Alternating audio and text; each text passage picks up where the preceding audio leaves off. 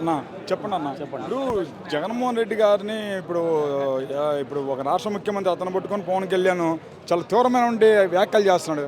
అవునండి. ఇప్పుడు మనం బజార్ పిచ్చోడు పోతాడు, దాన్ని ఏమంటారు, ప్రతోడు అట్ట రాయేస్తారు. ఏ సందర్భంలో దాన్ని పట్టించుకోకూడదు. మనం అసలు మనం దాన్ని రెక్కలో వేసుకోకూడదు. మనం ఎవరి పనో చేసుకుని వెళ్ళిపోతుంటారు అంతే. ఇంకా అది మా అట్లా కాదన్నా, ఇప్పుడు పాతాలను దొక్కేస్తాను జగన్ తొక్కపోతే నా పేరు పవన్ కళ్యాణ్ కాదు కూడా నోరేగా. అది చేసేది కాదే. చేసేవాడు ఎప్పుడు చెప్పడు, అది లెక్క. చేయనుడు అరిసే కుక్క అరవదండి, అదే టైపు. ఇంకా అది మరి ఇప్పుడు చూసినట్లయితే ఇప్పుడు జగన్మోహన్ రెడ్డి అయితే ఒక్కడు, అటు చూస్తే రెండు పార్టీలు ఏకమై ఉన్నాయి. ఎలా ఉండబోతుంది? ఏమండి, కౌరవులు ఎంతమంది? 100 మంది. పాండవులు ఎంతమంది? 5గురు. ఎవరు చేశారు? కొన్నాళ్ళు కష్టపడినా కానీ 20 రోజులు కష్టపడతారు కాదే. ఏది? జగన్ అనే వ్యక్తి. చివరికి వినేది ఎవరు? జగన్. అది లెక్క. కౌరవులు నువ్వు ఏం చేయలేరు. అంటే 6 ఏకమైనా కానీ ఒకటే పార్టీ, వైఎస్ఆర్ పార్టీ. మా లెక్కలో మరి ఎంతమందికైనా మీరే గెలుస్తారన్నారా? కానీ ఇప్పుడు మిమ్మల్ని ఈసారి ఎట్టి పరిస్థితుల్లో ఓడిస్తామని చెప్పేసి శబ్దం చేస్తారు కదా ఇప్పుడు తెలుగుదేశం, జనసేన. ఐటమ్ కామన్ అది. మనమే ఉంటాం 170 కొడుతున్న గ్యారెంటీ చెప్తున్నాం. వాళ్ళు చెప్పడం మనం చెప్పుకుంటాం.